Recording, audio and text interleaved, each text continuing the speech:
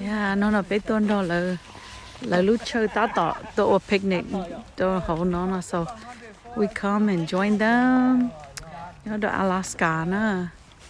So nên đó bé mua xíu là cô trông thia là cái lộ picnic nó thia nè.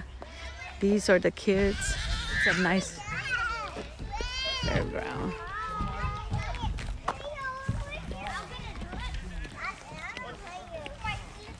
Cho nên là tấm biển cái baby.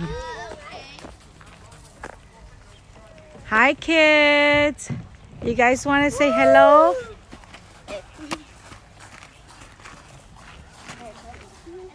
Hi. Do you all have fun?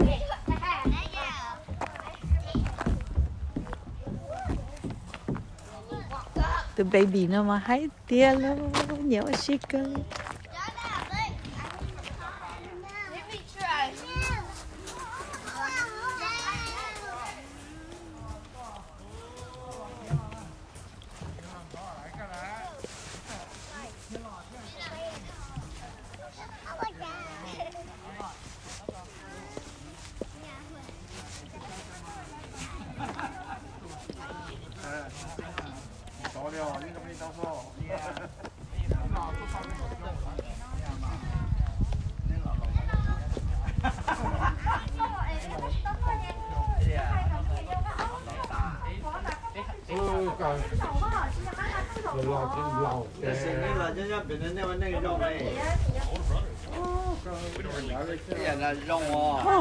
Này chỉ tôi qua khỏi chú hay lên là Yeah, we just like stick together for our whole life. And then losing nhớ sao à? Oh lo. Oh, okay. every day we're always Wow, dòng xe gì này sao đó? always in the conversation. Phải ý bây giờ. Này là nhớ phải nói chơi gì thế, trong câu cơ liệu.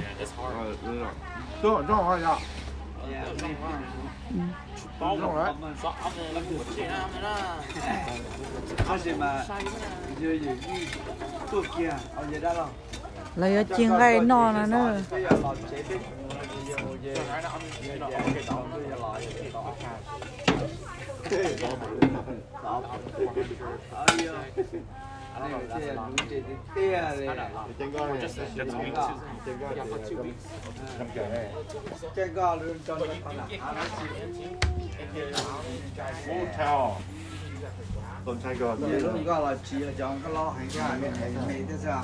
Đây là what service này nó.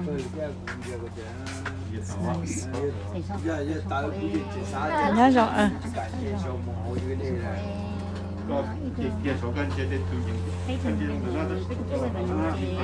cho chính chính là họ cũng chạy xe họ cứ là chạy cho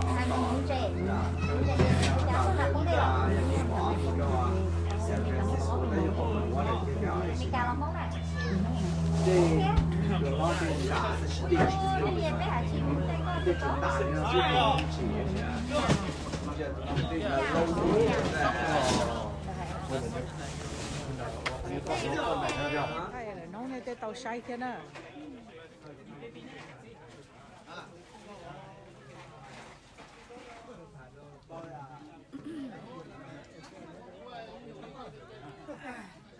Là lúc chơi nó chống đi nó sẽ tia. Nó sợ đợi tôi nó. Việc này nó đó qua sợ về support nó lại tôi. Nếu mong cứ tôi chỉ lỡ tan thôi sẽ đợi. Tôi nó lại cổng thế. Sau lấy tôi chống cơ.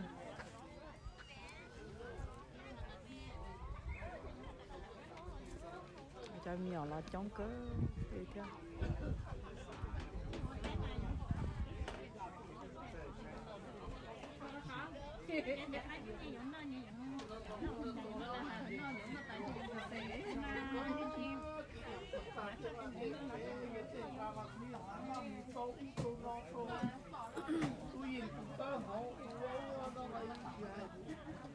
Khi là tôi là chị nè, ít kia mà như chị cho vui.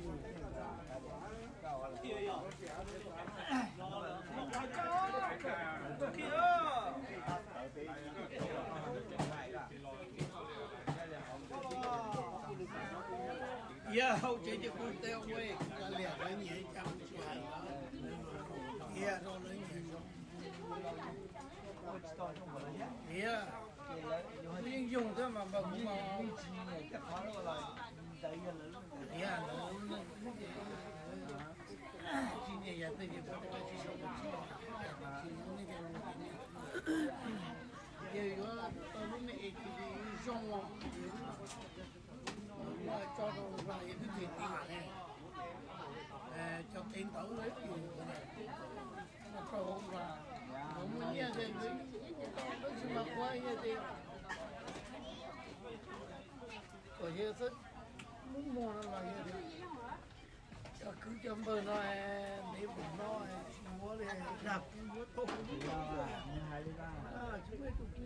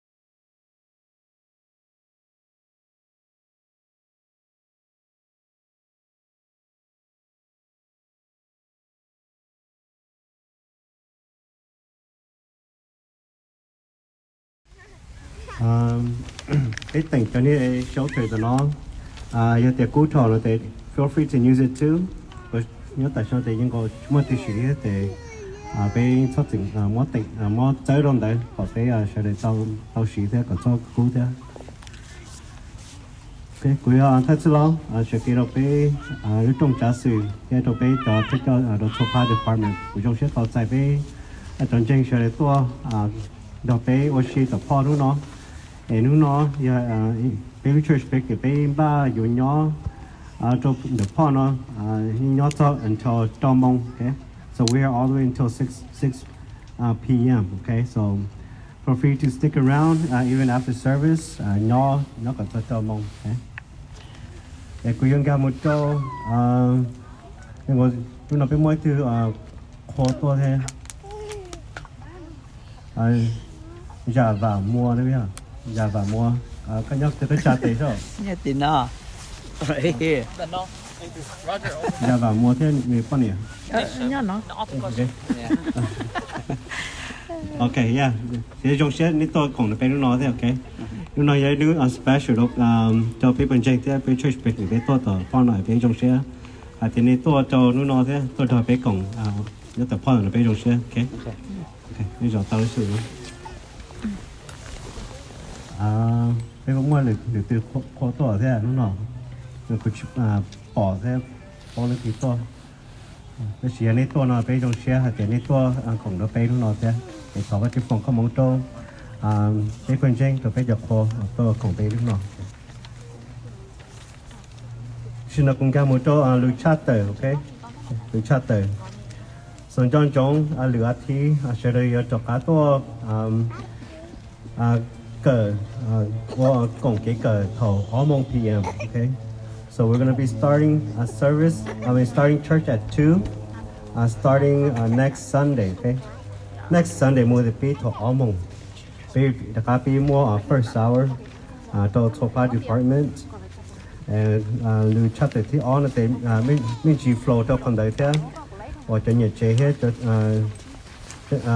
cho next Sunday nó tại đôi nhiệt to chùa bé bên trên cái này vô lo khi đó cho nhiệt chế lửa thì thế cho next Sunday thọ áo mông có hơi cho nhiệt chế cho từ cho cùng tôi cả cho thọ áo mông tiền để lấy cái trở lúc chuyển đó cho nhiệt chế trong tại đôi to next Sunday cho nhiệt chế sáng có so to nhiệt chế to còn có tàu next Sunday at 2 p.m.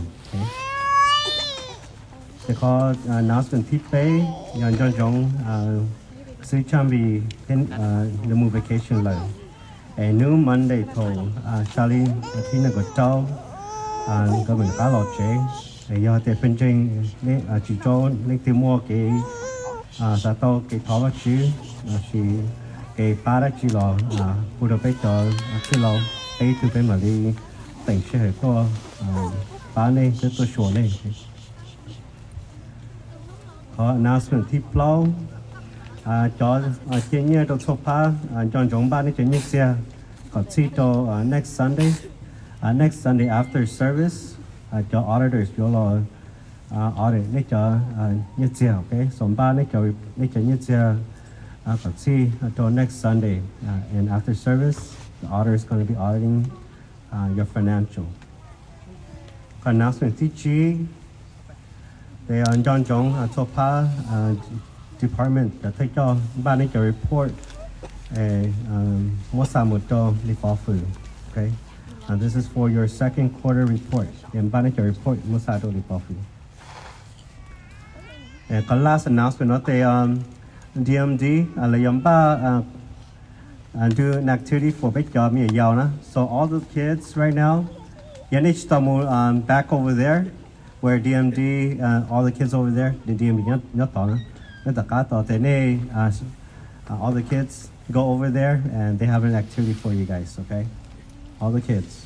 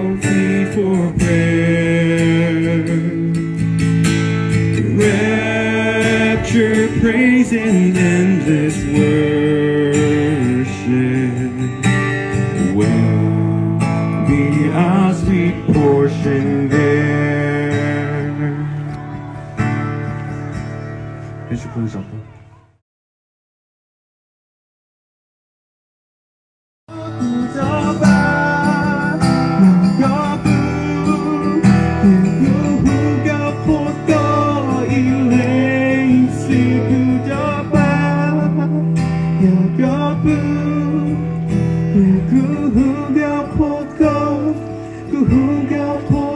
kujoba ya gobu ya kuhuga poko ilesu.